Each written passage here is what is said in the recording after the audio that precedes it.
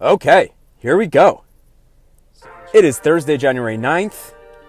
We have a preview of the Bills and Broncos game, the Eagles and Packers game.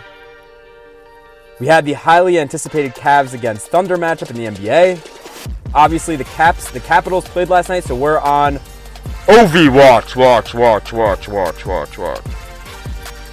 Also, I give my solution to the issues in MLB Free Agency. This is the early game podcast. Listen to the show in the mornings on your commute, whenever and wherever, so you can be a part of today's sports conversations. Let's go. Okay, let's start with some NFL playoff previews. We've got two today. And we'll begin with the 1 o'clock game on Sunday afternoon. That's going to be the 2-seed Buffalo Bills against the 7-seed Denver Broncos. And for the Broncos, this is the first time they're in the playoffs since 2015. On the other side, the Bills, it's their 5th straight AFC East title. They're kind of taking over the Patriots in that respect of owning the AFC East. Coming into the season, so many prognosticators doubted them, said they weren't gonna, they were gonna finish 3rd. I saw some even 4th in the AFC East. There they are. They're back. They have the 2 seed. And just want to say that I follow the Bills very closely. I'm a Buffalo Bills fan. This was not like another season. This was a very unique season for these past 5 years, for these past 5 seasons where they've been able to win the AFC East. They didn't really have clear lulls, besides for the 2 games back-to-back that they lost early in the season against the Texans and the Ravens. The Ravens completely dominated them in that 35-10 game earlier in the year. I believe it was week 4 or 5. The Texans barely beat them the next week. And their loss to the Rams was also a 3-point game, 45-42. And so on one hand, you feel pretty good about the Bills going into the playoffs this year. There's not a major deficiency on their team. If you wanted to point to one, it would be the defense. Other than that, though, and the defense has been solid. But they have Josh Allen. He is currently the front runner for MVP. I'm seeing him on some sites as minus 250 right now, minus 300. And on the other side, we have Bo Nix in his rookie year. This is what's crazy to me. The Broncos are playing well. Books, though, have the Bills at minus 9 in this game. That's the second biggest spread of the week.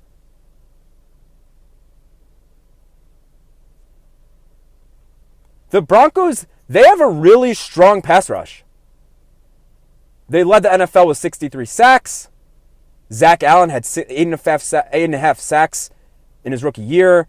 Nick Bonito and Jonathan Cooper, they were also fantastic for them. And in my mind, when I'm looking back and I'm thinking about how great the Bills have been up front with their offensive line, one of the best in football, this is the best pass rush they're going to face all year.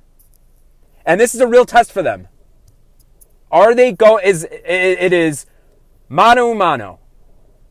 Not sure I said that right. The things we love to see in football are when a top unit on one team faces the opposite unit on the other team that's also a top unit. And so what we're going to see is a great Bills offensive line have to contain a even better pass rush from the Broncos. The way the Broncos will be able to stay in this game is with their defense. That's not a dig at Bo Nix. Bo Nix has been great.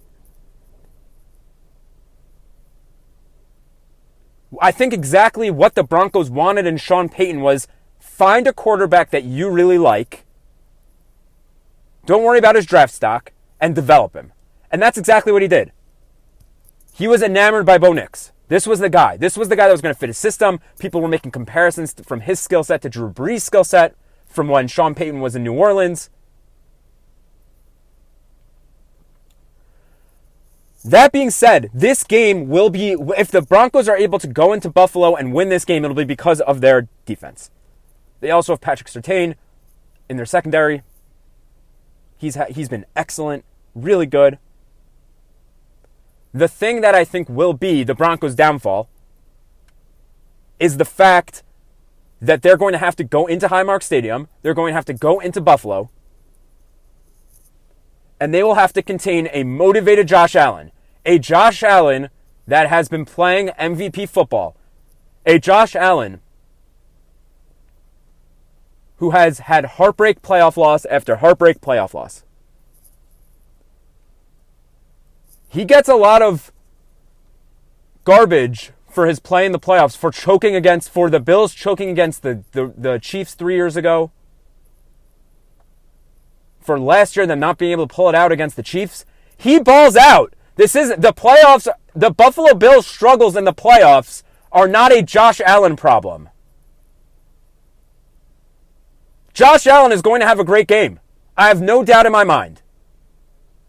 Part of the reason for that is because Joe Brady has been fantastic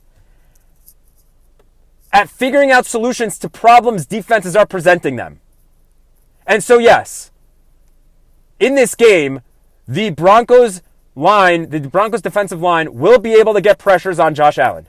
The question is Joe Brady going to be able to draw plays, and will Josh Allen be able to execute plays where either Josh Allen can rush with the football, can they make quick throws, can they get guys open? And can James Cook be a difference maker? Will they be able to disguise runs? Will they be able to use James Cook as a receiver? But ultimately, I think the Bills win this game. Again, it'll be about keeping the ball away from where Patrick Surtain is, getting the ball out quickly. But I think we see a vintage playoff Josh Allen where he puts his body on the line, something he hasn't been really doing most of the season. The better question to me is, will they cover the 9? I'm not sure they'll cover the 9. But we'll speak about that tomorrow with the final predictions. All right, let's talk about Packers-Eagles. This one is going to be played in the 4 o'clock window. It's the 2-seed Eagles against the 7-seed Packers. A lot of this game is going to rely on Jalen Hurts' health. Earlier in the season, the Eagles beat the Packers in Week 1. That was 34-29. That was the Friday night game in Brazil. The Eagles are minus 4.5 in this one. The stat that I saw, which was interesting, this was from Frank Schwab on Yahoo Sports. The Packers had 59 plays of 20 or more yards this season. That was 4th in the NFL of 20 yards a pass, like big plays. 20 yards or more being a big play. The Eagles were the best in the NFL at preventing big plays of 20 plus yards, only giving up 35 all season. So kind of like we were talking about before, you have a great unit at making these big plays from the Packers, and you have the best at preventing them in the Eagles. Now keep in mind, Christian Watson is out. He's out for this game. So that makes that a lot more difficult. He has a lot of those big plays. If the Packers want to stand a chance, they're going to have to mix it up. They cannot rely on those big gains. They're going to have to feed Josh Jacobs. They're going to have to rely on Jaden Reed more with Christian Watson out. But on the flip side, for the Eagles, this game is going to be about whether Jalen Hurts plays. He has missed the last 3 regular season games. It is hard to believe that he will be able to come right back and be as effective as he is, 100% coming back from concussion in his first game back, let alone in a playoff game. And so, the Eagles are going to have to lean heavily on their MVP candidate, Saquon Barkley. The guy who just missed out on 2,000 yards. They are going to have to feed him the ball. He is going to have to be almost like the quarterback for the Eagles. If Jalen Hurts plays and he can even be 80% of a healthy Jalen Hurts, I have no doubt in my mind the Eagles will win at home. but they're going to have to rely heavily on Saquon. Now that's bad. He's an MVP candidate. If he wants to be spoken about in that conversation, he needs to prove it. He needs to prove that on a big stage, he can be the guy. Being the MVP is being the guy. So, Saquon, message to you. If you want to prove all the haters wrong, if you want to show all the people that say, oh, a quarterback can't be the MVP, go out there and dominate this game and show them how a running back can take full control of an NFL game. Show everybody that you are the MVP. I'm leaning Eagles for now. We'll see tomorrow if there's any injury updates for Jalen. But for now, we're leaning Eagles, and we'll have a final prediction tomorrow. Okay. Another big story yesterday was Diana Rossini, who had a couple of nice tweets yesterday. And in terms of nice, I mean good for conversations. And one of the big tweets she had was in regards to Bill Belichick. And what she tweeted was this: Bill Belichick has no plans to return to the NFL per sources. I'm told his sole focus is on coaching and recruiting for North Carolina as he continues building the Tar Heels' future. He's recruiting today in New Jersey. So just for context, a month ago, Bill Belichick agreed to become the head coach of University of North Carolina, the Tar Heels. People joke that his girlfriend, who I think is 50 years younger than him, that she's a student there, that's why he's coaching there. Ian Rappaport made the following point, which I thought was the best, that was a great way of putting it. Where was the interest last season in Bill Belichick? What is this? Why is it that these teams only want what they can't have? I mean, I just don't get it. There were 8 head coach openings last season and 0. If I remember correctly, the only one that really took Bill Belichick seriously as a candidate were the Falcons.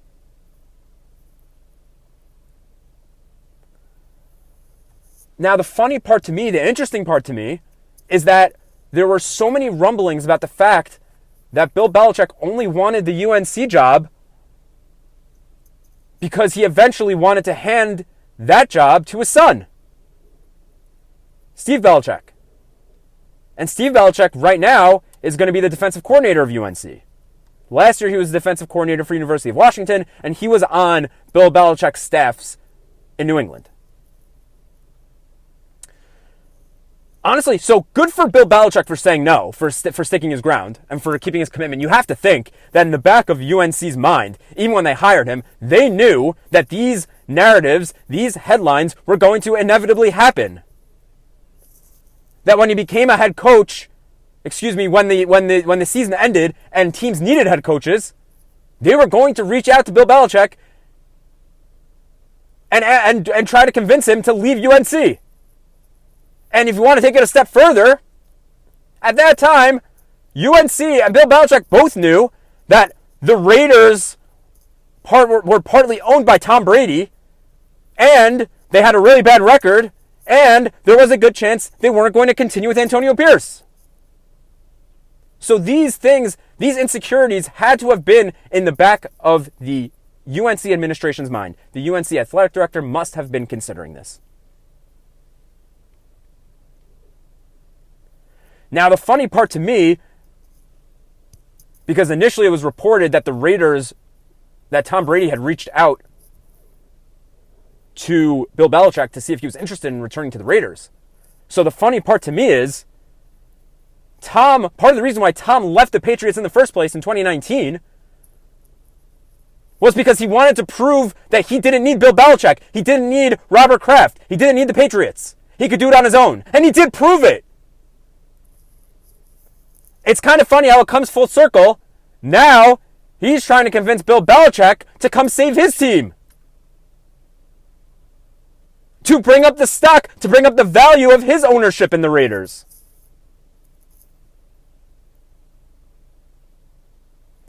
By the way, you can check out my thoughts from yesterday about Tom Brady making decisions for the Raiders. That was on yesterday's show. Now, the thing that confused me, I want to take a sidetrack for a point. Let's veer off the main road for a second here. The thing that confuses me is, frankly, we have no idea if Bill Belichick's going to be a good coach in college. We have no idea how he's going to be in the context of NIL. We have no idea how he'll be at recruiting. Again, good for Bill Belichick for saying no to coming back to the NFL. But let's be honest here. He's probably better off coming back to the NFL where he knows he can be successful. He knows he's going to have great resources if he joins the Raiders. He knows Mark Davis and Tom Brady will make sure he's taken care of. And at this point, who cares for Steve Belichick? He would, if let's say Bill left the NFL, Steve Belichick would either become his defensive coordinator in the NFL or he'd become the head coach at UNC. Okay. So I mentioned before, I teased that Dianna Russini had a couple of good tweets yesterday, a couple of newsworthy tweets. And the other one was that Ben Johnson is making the most of his bye week. The Lions offensive coordinator is scheduled to meet with 3 teams virtually about their head coaching vacancies per sources. And those 3 teams were the Bears, Patriots, Jaguars. Now, first of all, I just want to point out, I think that the Jaguars could actually be a really nice fit for him. Trevor Lawrence is going to be better than he was these last 2 seasons, as long as he can overcome the injuries. Also, Dianna Russini actually went on Barstool's Part of My Take yesterday and spoke about the Jaguars being considered one of the better jobs. That head coach candidates are considering the Jaguars to be one of the more sought after landing spots. Let's put that aside. The fact that I think Ben Johnson to the Jaguars would be a nice fit. Can we stop having coaches interviewing during the playoffs? Focus on the games. Focus on the games you need to play. I understand Ben Johnson's in a quote-unquote bye week. Is it really a bye week? Isn't it just an extra week to prepare? Isn't that what it's supposed to be? Focus on your games. Tell the teams, hey, all due respect, let me focus on the game I have this week, and then we could speak about how much I'll focus on playoff games I'll be coaching for your team down the road. I get it. He has the bye. Fine. And so do the Chiefs coaches. We've been hearing about Steve Spagnuolo linked to the Jets. Why can't we make a rule? I understand there's already a rule in place that you can't do live meetings until I think the conference championship week. But make a rule that meetings can't start until after the Super Bowl. It's not like the NFL has so much going on between the end of the Super Bowl and the beginning of training camp that they can't extend it a month, wait a month for coaches to start interviewing. You can get all your permissions from teams to interview coaches and executives that are already employed by them during the playoffs, get all that in line, and then the day after the Super Bowl is played, let teams start their interviews then. Okay, let's just cover one last thing here. So the NFL made an announcement yesterday that obviously the horrifying fires going on in California right now. So they made a statement. So the Vikings are going to play the Rams on Monday night. And they made a statement regarding that game. It's supposed to take place in LA. The NFL's priority is the safety of the Los Angeles community. We are grateful for the tireless efforts of the first responders.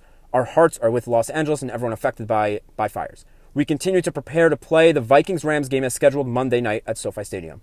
As with all games, there are contingency plans and an event of change in location is needed. In this instance, the game will be played on Monday night at State Farm Stadium in Glendale, Arizona, if necessary. And I find this interesting. I remember last year when the Bills and Steelers were playing in the Wild Card weekend, the same playoff week, and the Bills had a nasty snowstorm in Orchard Park, and they didn't come out with any sort of contingency plan. They did not reveal where the game would be played. Ultimately, they played the game Monday afternoon. They were able to shovel out all the snow. But here the issue is they can't let the game go to Tuesday. They're already playing a day later than everybody else, so they can't let the game go to Tuesday. And in Buffalo last year, the forecast allowed them to play the game the next day. Okay. Let's move on to the NBA. So, we had a extremely and highly anticipated game in the National Basketball Association.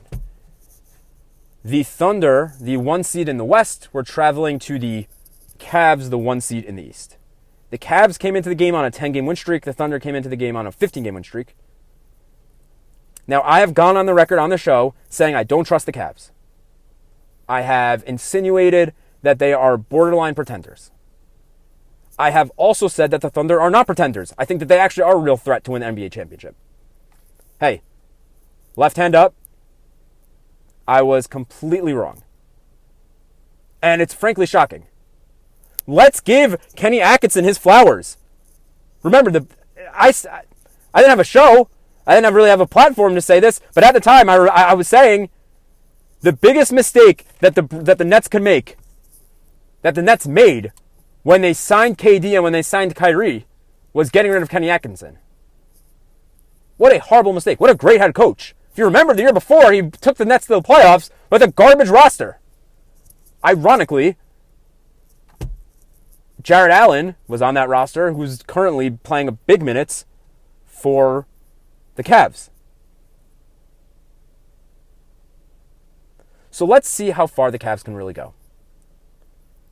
How would they perform in a 7-game series against a team? Let's just say the Celtics. The Knicks are struggling right now. They're the 3 seed. Let's just say the Celtics.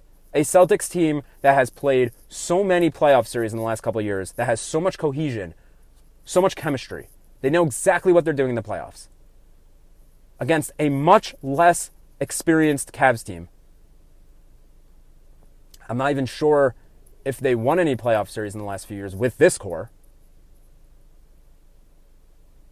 So I don't know. My gut's telling me. I don't know. Again, how would this team perform in the playoffs? I just don't know. My gut still tells me that they would possibly get exposed in a second or third round playoff series. Are they for real? Yes. Am I scared by them? Yes. Does my gut, though, take one step back? Don't look at it so much from the X and O standpoint. Think about it from the perspective of they really are shocking everybody. And usually teams that shock, that are surprises, in my mind, from what I can feel, they don't go on long playoff runs. They have great regular seasons. They're fun. They're fun to watch, but they don't go on big playoff runs. I'm taking them seriously. The question really is, how seriously should I be taking them? Okay. Let's move on to the NHL. We have a couple of things going on there. We had Overwatch.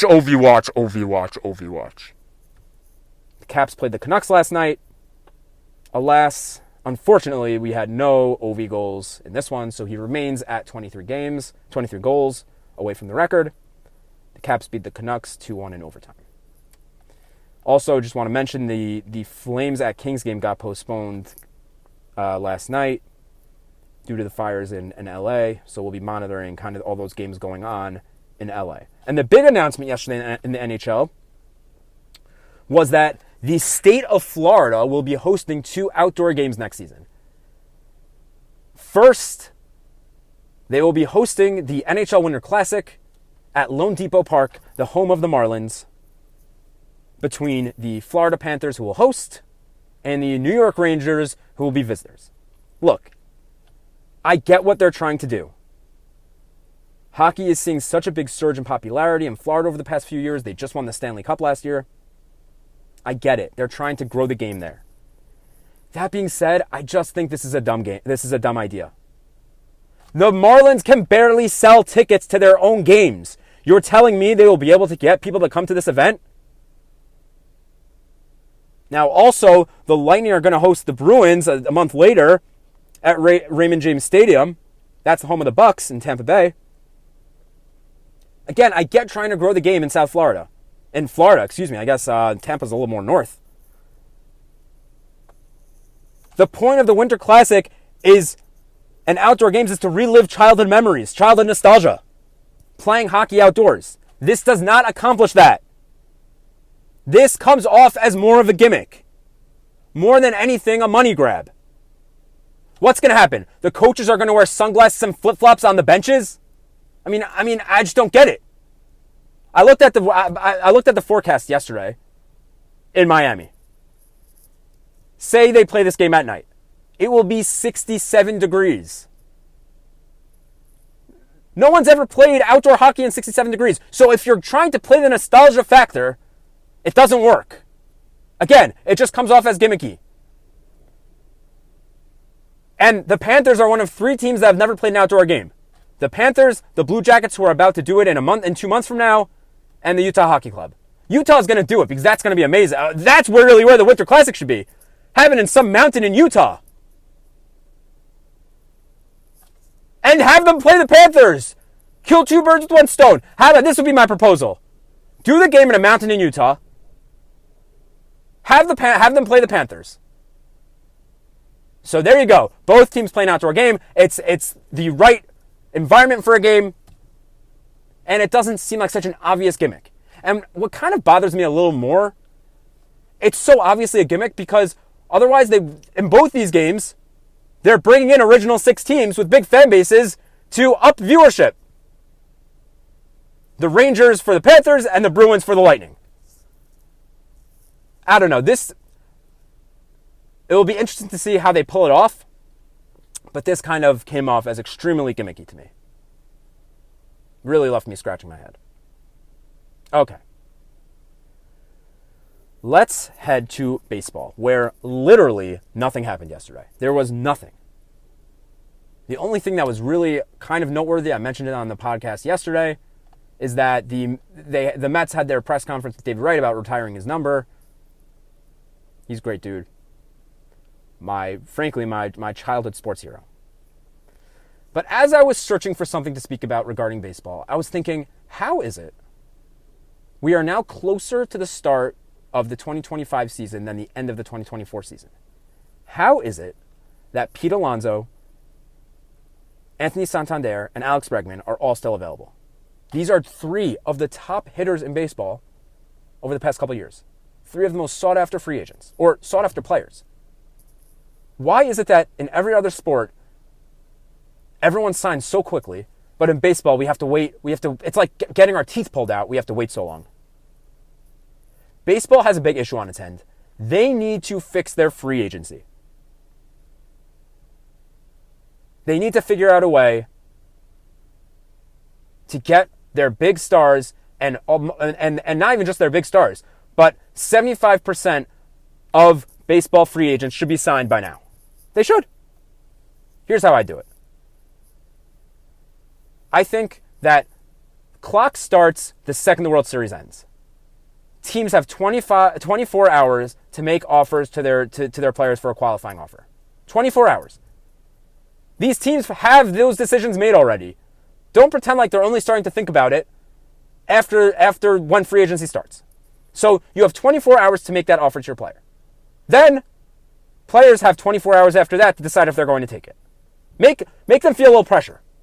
Say, hey, you can make $20 million in 1 year, but you have 24 hours to decide.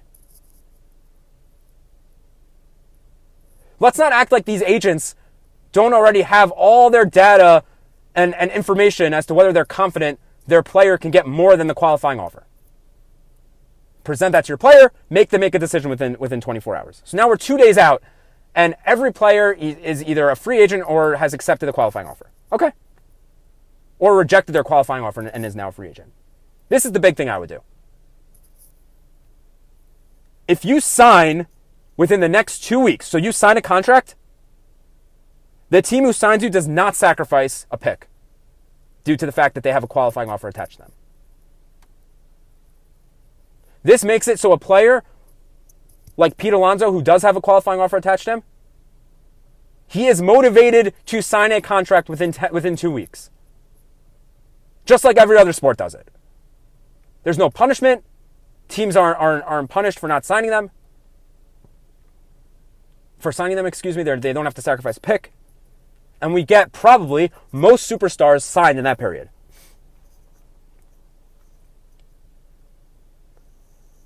After that period, the next thing I would do is I would give a period from now around mid-November. I would give a period of about a month for players to sign. with the only penalty being that the team loses their that the team loses the pick attached to them. After December 15th, so pretty much right after the winter meetings, what I would do is, if you sign after the winter meetings, now you start having playing time, games that you can't play in the regular season. So if you sign after December 15th, you can't play 15 games. You have to sit for 15 games. And now the value is really starting to go down. And now both the player and the teams are motivated to sign contracts earlier. Fix free agency. This is ridiculous. Why are so many good free agents still available?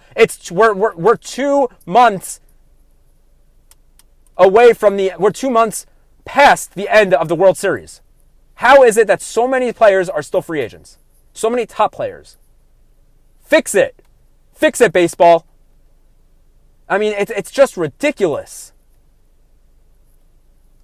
Why does Roki Sasaki, let's talk about Roki Sasaki for a second.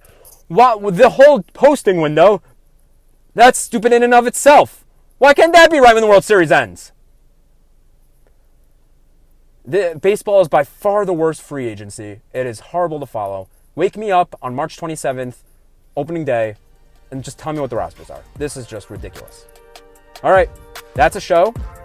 Tomorrow we're going to get into the last two playoff matchups, the two NFC matchups. I'll make picks for everybody. We have much more to discuss. Close out the week. Thanks for listening. Subscribe on YouTube. Follow on Spotify. Like, comment, do whatever you can do. Have a fantastic day.